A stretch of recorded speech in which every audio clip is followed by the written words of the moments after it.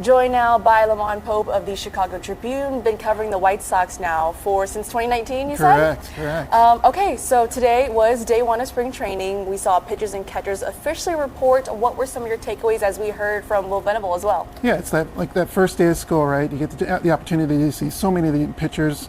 You got the chance to see Shane Smith, got the chance to see Sean Burke, got the chance to see Jonathan Cannon. So just the chance to sort of see some of those young guys kind of being ready to take that next step as a ball club as well. And so that's the most exciting thing is, you get that first opportunity. Hey, what's Noah Schultz going to look like? What's a Hagen Smith going to look like? And you kind of watch how this group kind of builds together as the season starts and gets underway.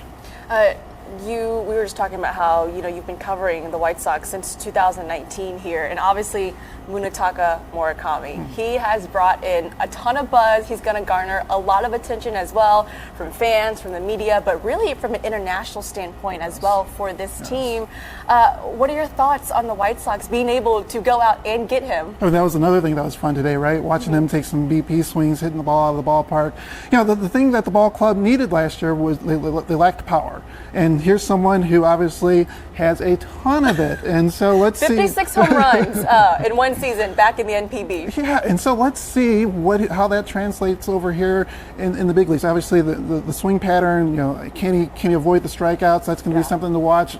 But just the buzz and excitement that he can kind of create. Home run is always exciting. And here's someone, when the club played well last year in the second half, they hit a lot of home runs. Colson Montgomery came along, he hit a bunch of home runs. And so if you can add a couple guys into that mix that can do that, that's going to help the ball club out immensely.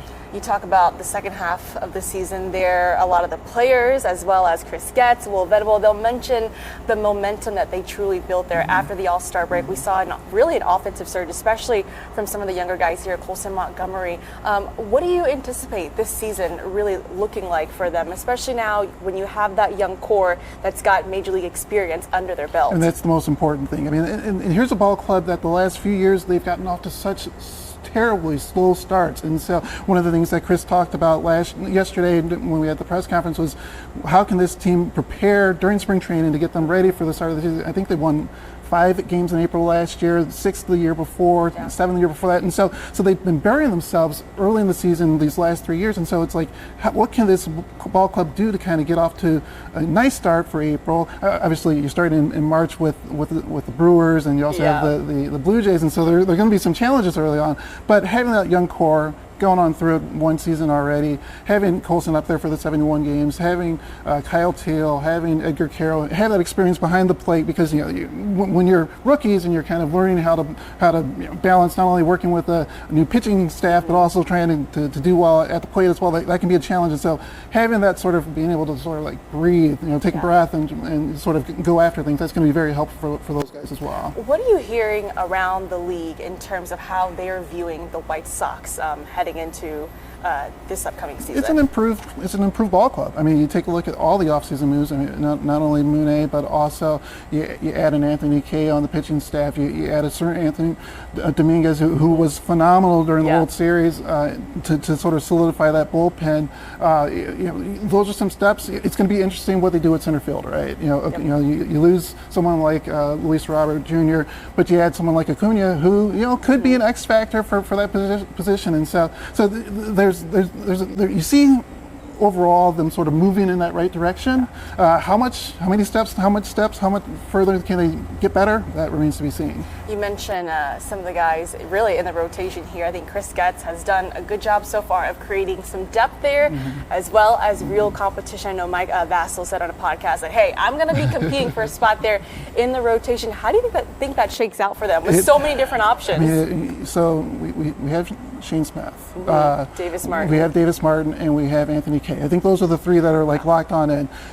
Sean Burke was the opening day starter last season, and then he had a little bit of a struggle, had a little bit of a rough patch, and he actually got sent down to AAA. Same thing with Jonathan Cannon. So can those two kind of bounce on back? And then you add in like a Sean Newcomb, a possibility there. You add in a Mike Vassell possibility there as well. And so you have all these, Chris Murphy, you traded for as well in the offseason from Boston. And then also, guys that are coming back from injuries. Drew Thorpe, was an essential part of that Dylan Cease trade. And also some of the younger guys coming on up, and Hagen Hagen Smith, yep. and a Noah Schultz. They're going to be there eventually, and so that's that depth that you're talking about. I really don't know how that those 4 and 5 spots are going to match on up, but that's going to be one of the interesting things this spring, just to see how it all plays on out. Will Venable, I'd imagine for him this time around, second spring training for him as the manager. He knows the guys on this roster more. Coaching staff-wise, he's really gotten the chance to hire his guys here in the offseason. So new faces there on that side for the White Sox. But what do you make of Will Venable going into his second season, and what'd you learn from him, covering him in year 1? I was very impressed with just how he was able to go about his business on a day-to-day basis. And also just sort of like you saw as he got more pieces, the improvements that this ball club was able to make. I mean, even I remember on opening day just sort of how aggressive he was in making some of those pitching moves and helping them get that win last year on opening day. It was just sort of a sign that, all right, this guy knows the game, knows the X's and O's, and so, give him some weapons, give him some tools, and this ball club, and here's someone who knows how to work with that, most definitely. Last question for you, just as we progress on here in spring training, what are some storylines that you're going to be keeping an eye on? Maybe some players as well. I mean, first off, it's going to be all about Mooney, right? It's going to just be. I want to see not only the offense, not only how his swing adapts here, but also the defensive side as well. Playing first base, just what he kind of adds to that mix as well. And then I think it's just sort of like, how can this young group grow together? Not only Colson, but Chase Mydroff, the guys behind the plate as well, and the pitchers as well. Just sort of say, all right, this is year 2 for a number of these guys. This game's all about adjustments. That's the name of the game with baseball. How do these guys adjust, and not only having the full season under their belt, but also what can they take from last year and grow off of that as well. Lamond Pope of the Chicago Tribune, thanks so much for the time. Thanks, Tina. Anytime.